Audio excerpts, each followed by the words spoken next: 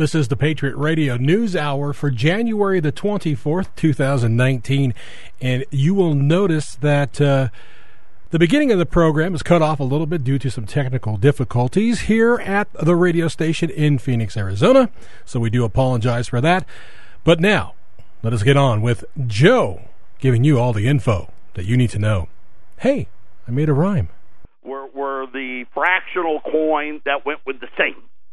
And, of course, I've told the story a bunch of times, right? The Indian didn't get minted for a lot of the years. Like, they stopped minting Indians in about 1916 because they thought they carried the plague. Then they produced them again a couple of years in the 20s, and then up at year, I think, like 1932, and then by 33, of course, they were all gone. They're $700. Today, you can buy a $10 Indian for less than a $10 Liberty. And I don't need to tell you, that doesn't happen often. Take advantage of it, right? For $700, the $10 Indian, that's the female Lady Liberty with the Indian headdress on.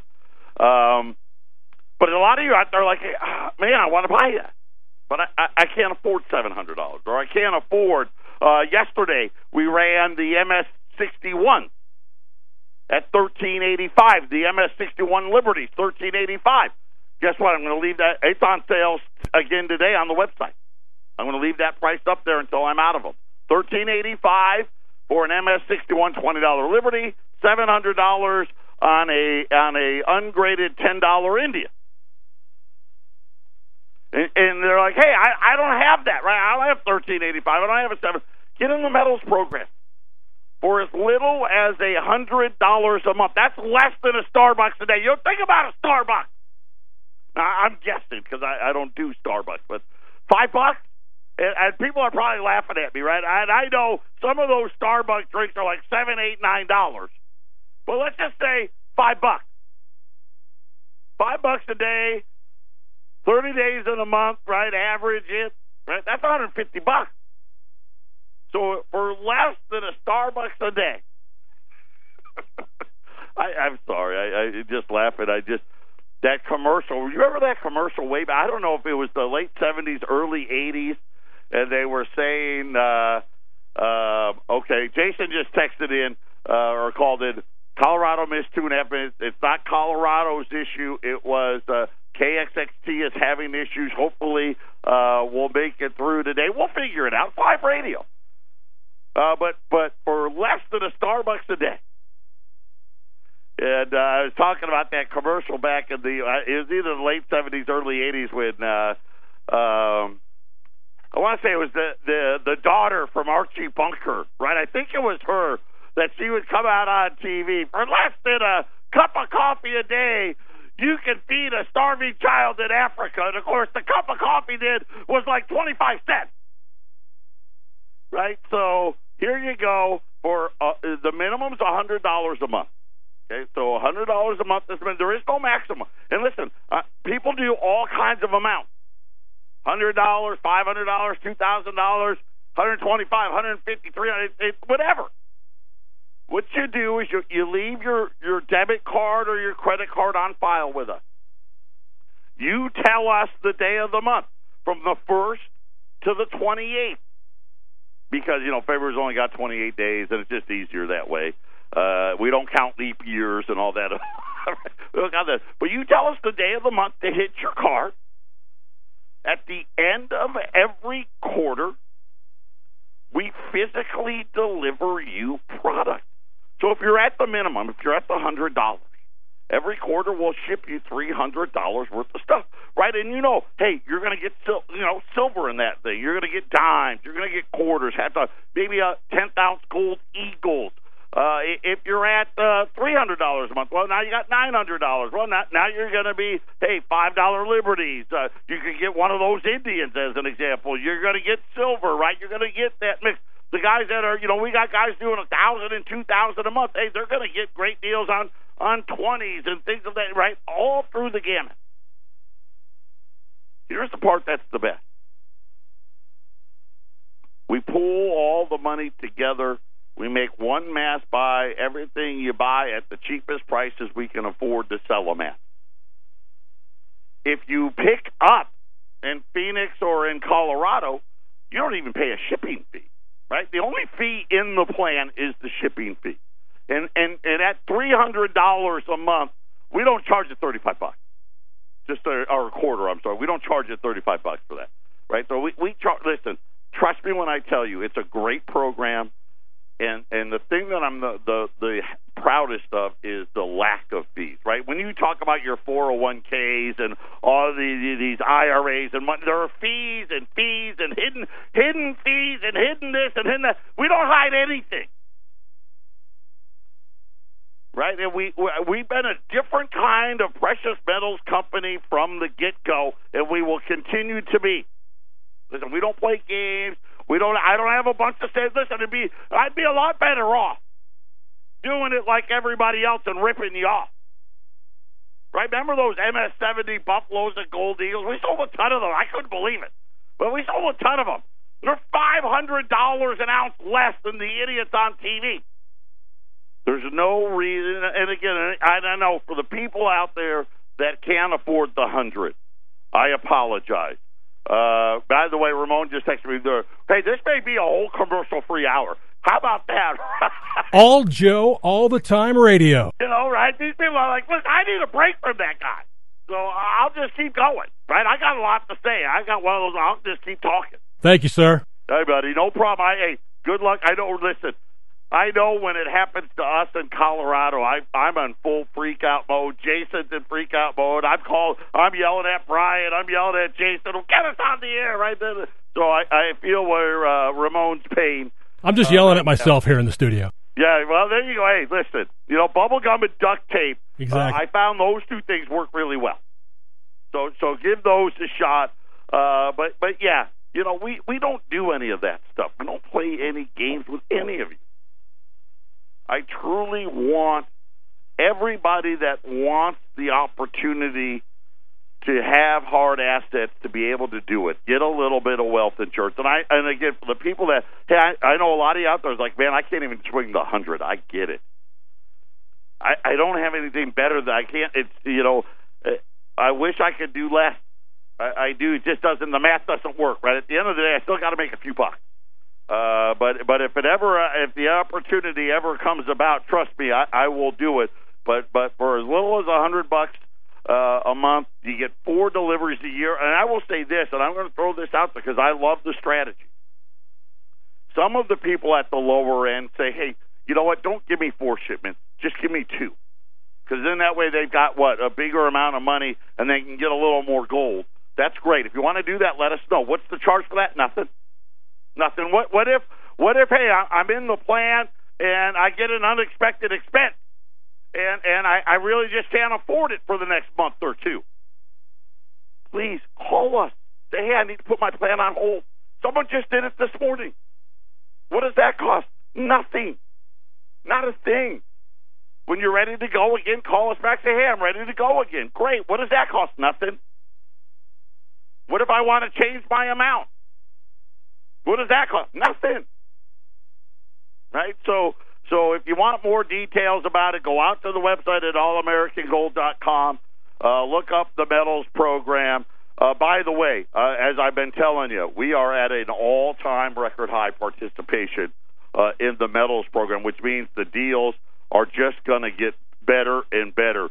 Let's get to Wilbur Ross. So Wilbur Ross, for those of you that don't know, he's the Commerce Secretary.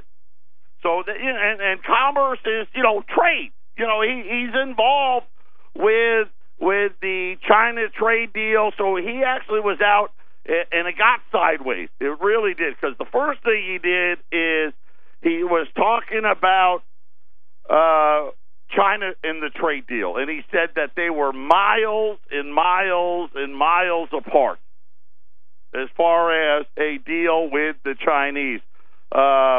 He said, frankly, that shouldn't be too surprising. And you know what? He's right. They tried to tell you, and think about every idiot that you've listened to on the idiot box telling you about a trade deal with China. And then what do I say? Not happening. Listen, eventually will it happen? I don't know. I mean, if we stick to our guns and say, listen, if you're going to rip us off, if you're going to force our companies to give up technology and you're going to steal it if they don't, then we probably will never get a trade deal. Just saying.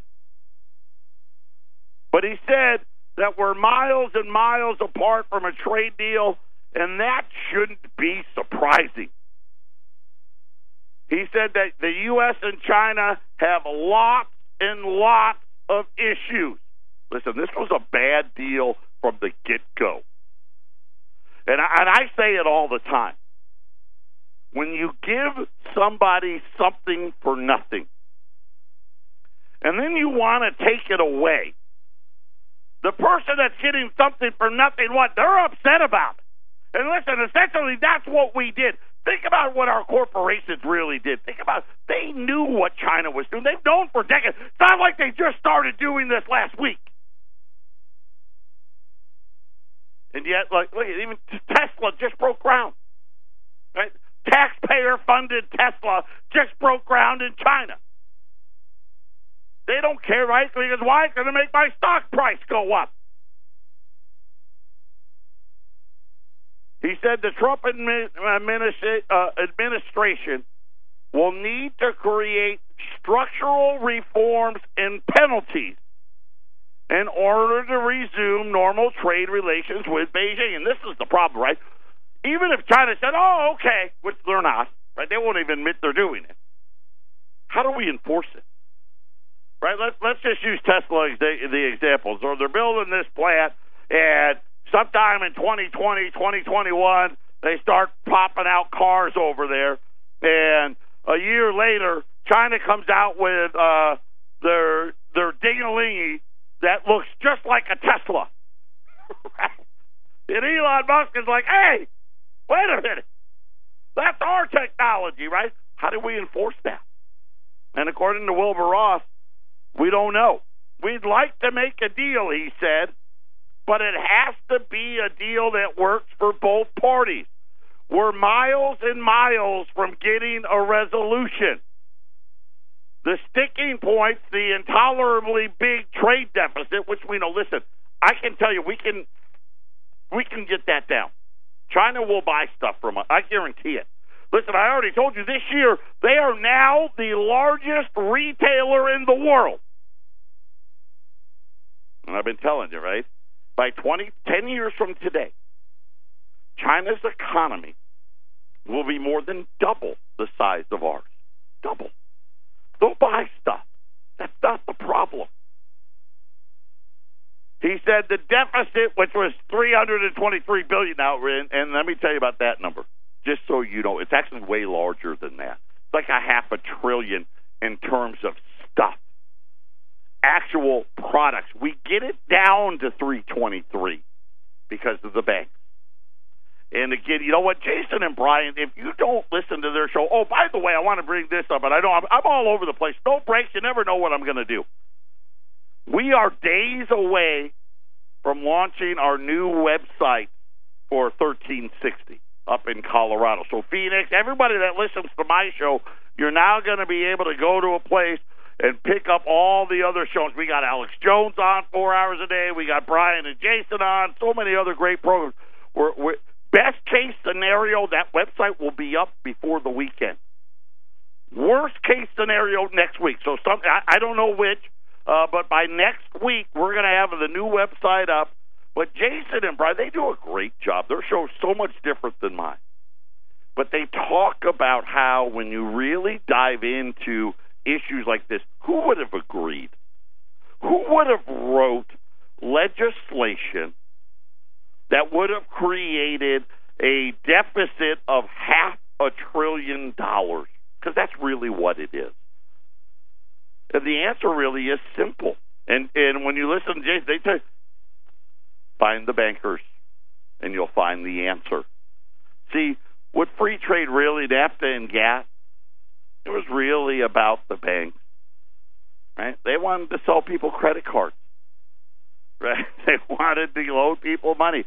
So the $500 billion gets down to $323.3 billion. because we have what I'll call the soft stuff, right? Hard to define, but that's after, hey, the bank's like, hey, no, we sold a lot of credit cards out there, right? We sold a bunch of debt out there. And that's how we get down to the 323. So, but in terms of stuff, it's $500 billion. It's the worst imbalance on record, right? This is the highest it's ever been. The other problem is the future. That's the Chinese 2025 plan. Remember, I told you about that plan. They put it out there. It was shocking, right? And even for me, I was like, I can't believe it's one thing for them to talk about it, behind closed doors. But they actually put it out for the whole world. And I've told you, from the eastern shores of Europe to the western shores of Asia, all the way through Africa, right? Here's what they basically said. Hey, America, you can have that little strip. You know the wall we're trying to build to keep the bottom half out? Right? You can have that. We're going to get everything else. Right? They call it the 2025 plan to dominate the world's high-tech industries, right? China says we're going to be the best. When it comes to this new technology, we're going to be the leader. And really, essentially, if they need to steal it, they will. And here's the problem. All of our tech companies, all they see is that China's got 1.4 billion people. I want to sell them stuff.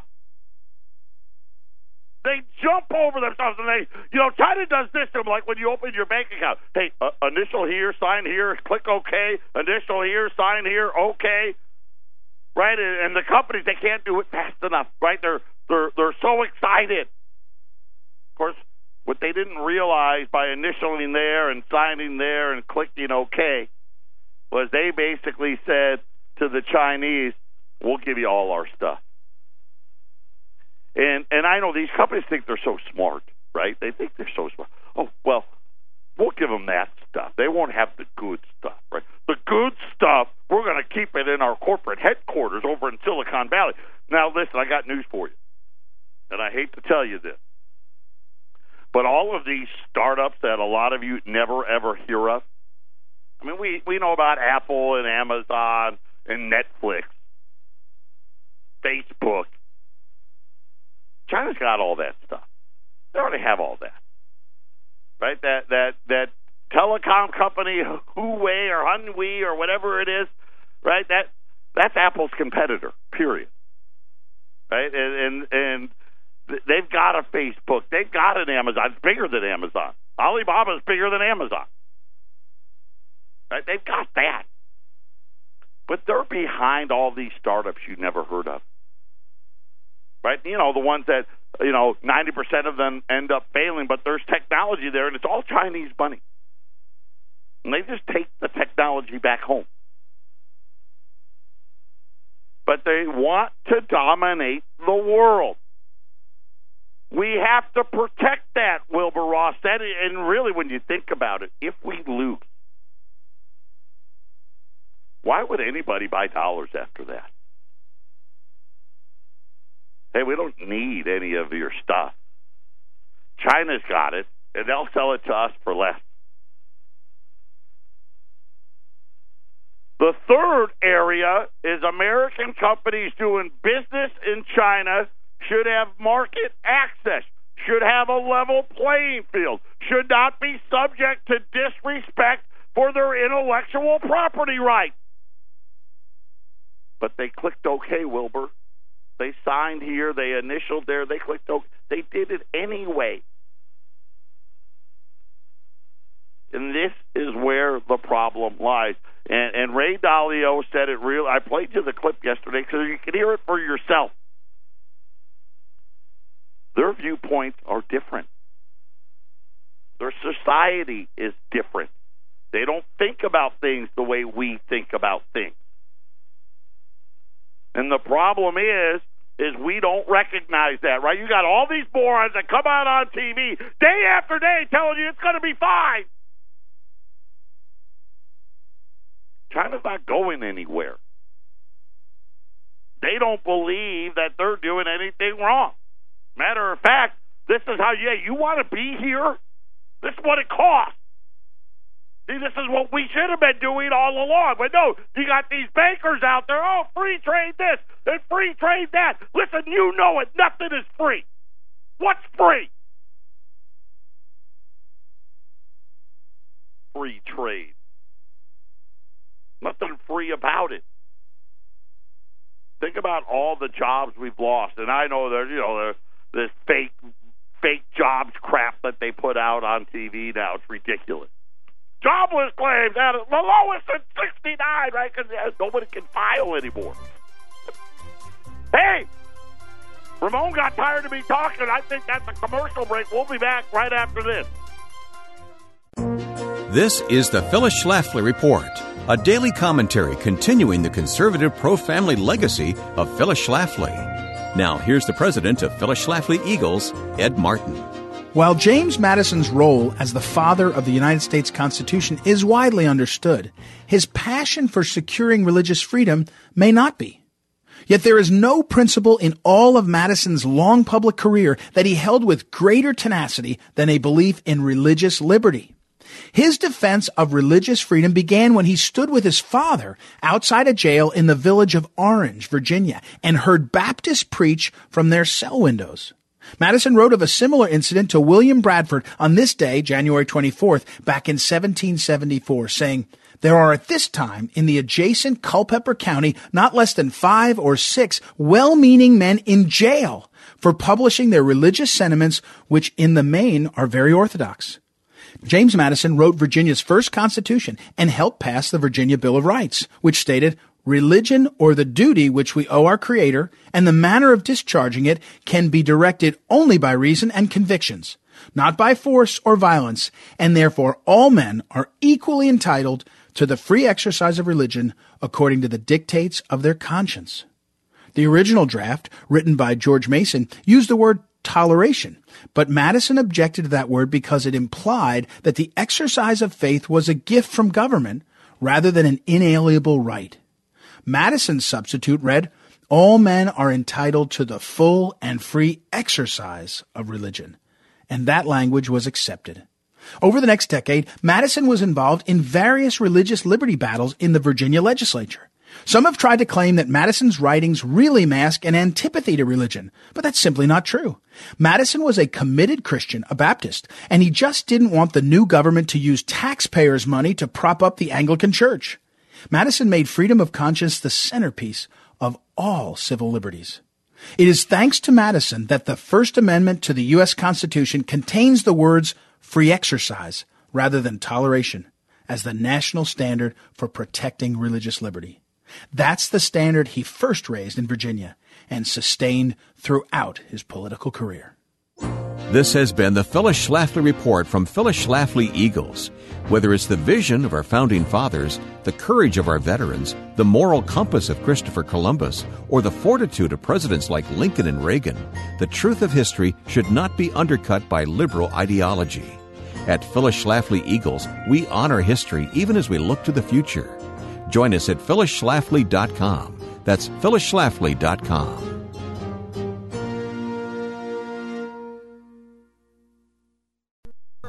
800-951-0592. And again, think about it. Before we get to the rest of Wilbur Ross, wait till you hear what he said next about the government employees. Well, we'll get to that in a second. China put it out there for the world to see. See, they know. They look at the same things I look at. Today, trouble's coming to America. They got huge debt problems. And again, there's a reason they don't talk about it. They got huge problems. Our economy is the biggest in the world. Remember, talking about throwback commercials. Was it Burt Reynolds that had the battery on his shoulder? I dare you to knock it off. Right? That's what China did with that 2025 policy. I dare you. Right? I mean, if it was Hillary and all we would have done nothing about it. At least we're trying to do something about it. And again, there's reason why there's no progress. You know, I'm just going to throw this out there. In March, we're supposed to throw more tariffs on. Wilbur Ross says he doesn't know what's going to happen, but they're miles and miles apart. By the way, I hate to say it, right? The government shut down. Apparently, the State of the Union address canceled. Nancy Pelosi says the House is closed and Donald Trump can't give the address there. So they're canceling it while delaying it. Sad. This is how divided we are, people. This isn't good. Right? Remember, right? United we stand, divided we fall. I mean, everybody knows that. China knows it. Oh, by the way, do you want something else to worry about? Same thing in March, yeah. Debt ceiling in March as well. So there you go, right? We got all kinds of great stuff coming. So Wilbur Ross, after he tells everybody that the China thing's not going anywhere, sometimes these guys just need to not talk, right? And this was one of them. He started talking about the furloughed government workers. And I'm going to tell you right now, Friday is the second paycheck people miss. I don't even know where to begin, because that's horrible for anybody. And I'm going to tell you, here's the thing nobody wants to talk about. One of our own, Brian, he works for the Forestry Service. He's a contractor. All of those people, their work's over. Right now you got, I don't even know how many millions of non-government workers, right? These same people that I tell you, hey, you know, you're a 1099er, aren't going to get paychecks. This is getting serious. Over a few $1 billion over a wall. Come on, really? This is how divided we are. You guys really seriously can't have an adult conversation. Both sides. I don't even care now. But this tells you again how big is the problem. So he's talking about these workers, Wilbur Ross, on TV. And they asked him about what was happening. And Wilbur Ross said, I know they are going to homeless shelters and food shelters, and I don't really quite understand why. Because as I've mentioned before, the obligations that they would undertake, say, borrowing from a bank or a credit union, are in effect federally guaranteed. That's what he said. Hey, what are you talking about? Why are you doing all this stuff? Why are you going to the food pantry? Why are you going to a homeless shelter? Just walk into a bank, any bank, credit union, and they'll just hand you money. Yeah. I mean, that's what he said. He goes, so for the 30 days of pay that people will be out, there's no real reason why they shouldn't be able to get a loan against it. And we've seen a number of ads from the financial institutions doing that. Right, this is the same guy, remember, when the tariffs came out with the Campbell soup thing? Right? And the can of Coke? Same guy. And I'm going to finish what he says, and then I'm going to tell you what's real. When you think about it, he said, these are basically government-guaranteed loans because the government has committed these folks will get back pay once the whole thing gets settled down. So there really is not a good excuse why there should be a liquidity crisis.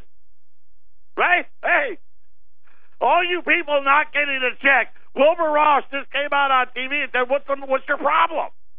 Doesn't have no problem. Just march into your bank and they'll just put money in your account.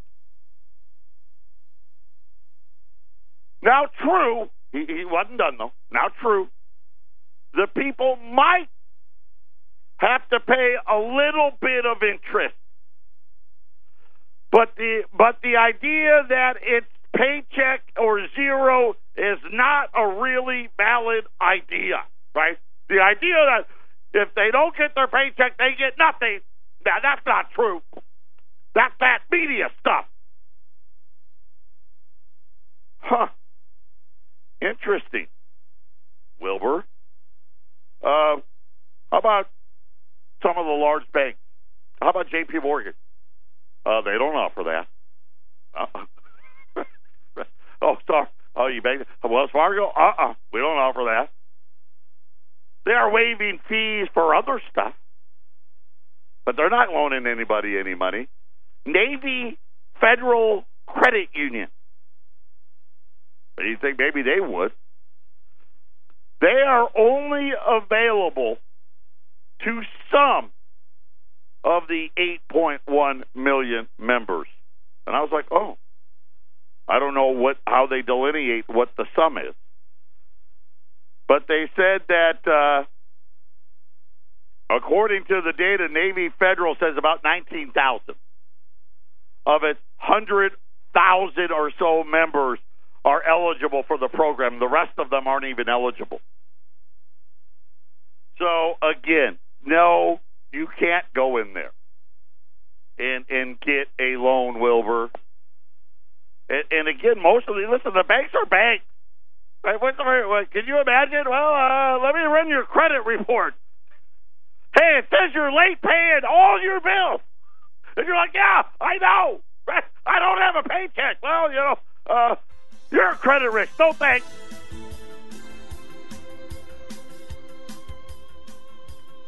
Crazy. 800-951-0592. Patriot Radio News Hour. We'll be back after the break. 800-951-0592. I'm laughing. I don't mean to, but it's ridiculous now. By the way, just so you know, so some people may not be aware, and let me give you some of the huge limitations in what Wilbur Ross said, besides the fact that it's pretty much not true. The banks that are giving the loans,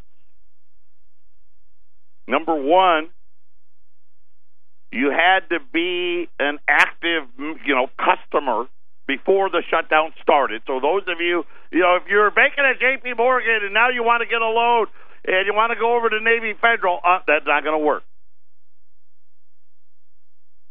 Number two, you had to be on direct deposit. And really what that means is, because a lot of these people, like me, I bank at U.S. Bank, and that's where Patriot's accounts are at. But I also bank at the credit union because I can get better stuff there. But my main account is the big bank. So the direct deposit for most people goes into the big bank, and then they do, non-direct. So you had to be on direct. I guess my point being, not only did you have to be a customer, you also had to be on direct deposit there. In other words, this had to be your main bank. So if that wasn't the case, you get nothing. And then if you met that, and then they just throw in these other credit conditions, which they probably run your credit, right? So, and you have good credit, then they'll give you maybe potentially up to half of your paycheck. Try living on half your paycheck. See how long that goes. See how long that goes. And they all have limits. Some are up to $6,000. I think the biggest one I saw was you could get up to $10,000 total, $10,000. So just think about this. If you're a government employee, and I don't know, you're making $80,000. You're making $80,000. This is now the second pay period without second month with no pay. You if you're fortunate enough, right, you're now done, right? And you only got half your pay twice, and then you hit the maximums and you're out, right? I don't even know, but yeah. So just so you know, sometimes these guys just need to, if they don't know what they're talking about, don't say anything, right? Whatever happened to that? So if you don't know what the heck you're talking about, hey, I don't know anything about that. But nonetheless, that was Wilbur Ross today. So I wanted to share that with you. Before I forget, I'm trying to find where. Oh, here it is. I've been wanting to get to this Ron Paul article for a few days. He wants to fire the Federal Reserve. President Trump's frustration with the Federal Reserve with the interest rate increases that he blamed for the downturn in the stock market. By the way, I wish that was the reason. I do. Right, this little rally here, this little dead cat, I'll call it the bear market rally. Listen, it's all based upon how much money can these companies make, period. And remember, when you're talking about the stock market, these are publicly traded companies, which means 90%, not all of them, but 90% of them are global companies.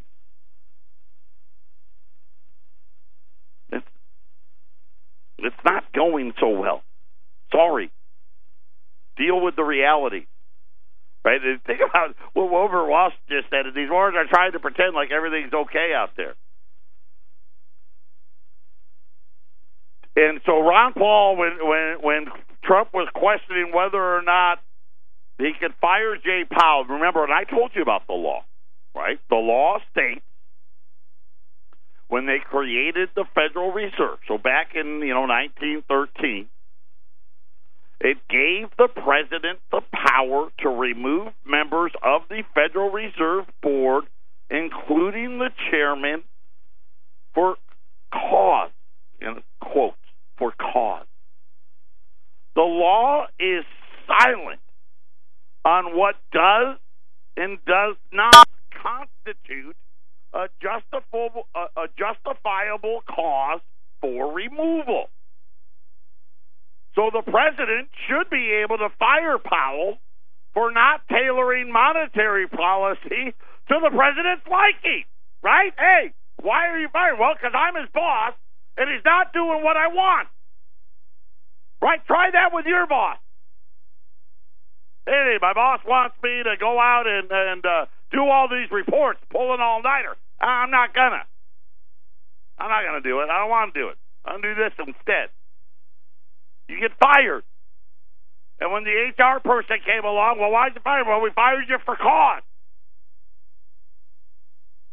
By firing Powell, this was Ron Paul, the president would once and for all dispel the myth that the Federal Reserve is free from political interference. Listen, it's ridiculous. We need to shine a light on it. Right? How do you end bad things? Think about it, right? Do you end bad things by allowing them to stay private, by sweeping it under the rug, putting it in a corner, right? Pretending it doesn't exist, right? Does that solve the problem? Absolutely not.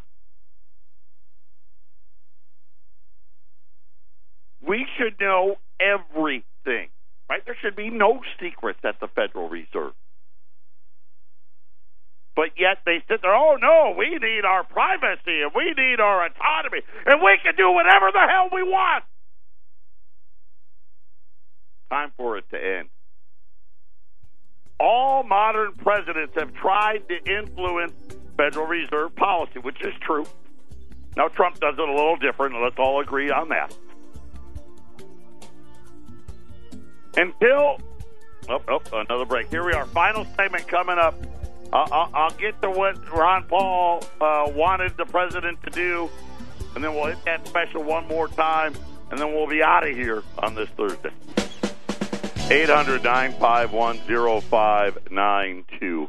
Ron Paul was talking about, we see this now almost every other year, legislation being introduced to audit the Federal Reserve. It was done again, this time by the House of Representatives, Thomas Massey from Kentucky, of course, along with Senator Rand Paul, Ron's son, does not in any way expand Congress's authority over the central bank. The bill simply authorizes the General Accountability Office to perform a full audit of the Federal Reserve's conduct of monetary policy, including the Fed's dealings with Wall Street, foreign central banks, and governments. Sounds logical to me, doesn't it? Shouldn't we know? What are you doing? Right? Who you loaning money to? Who you giving money to? What are we doing? Many Audit the Fed supporters have no desire to give Congress or the President authority over any aspect of monetary policy. We just want to know what it is. It's amazing that even many economists who generally support free markets and oppose central planning support allowing a government-created central bank to influence something as fundamental as the price of money. It's ridiculous. Those who claim auditing the Fed will jeopardize the economy are implicitly saying that the current system is flawed. After all, how stable can a system be if it is threatened by transparency?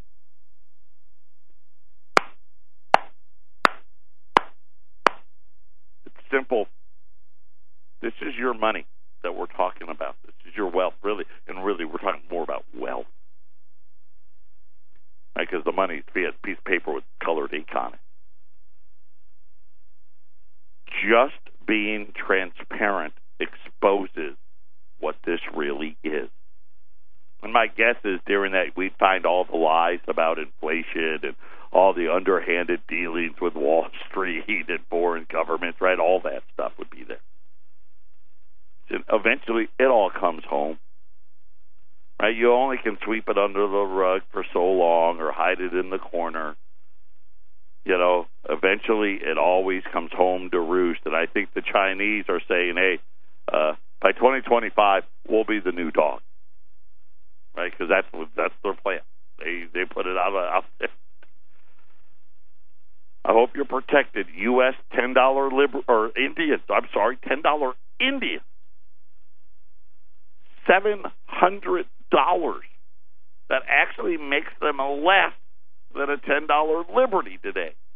At 800-951-0592. Those of you that I think, you know what, we're pretty much everything is shipping. Silver, gold, sovereigns, all that stuff. Everything's shipped and on its way either to you or up to Colorado to Jason. So get ready. Let's reload the gun here. Listen, those Indians, great deal at $700. I'm leaving the Mint State 61 $20 Liberties at $13.85 as well today. 800-951-0592. Oh, by the way, Dow's down a little bit. Gold's down $2. Silver's down 3 cents. Everyone have a great day. We'll be back for one more show tomorrow. Take care. God bless.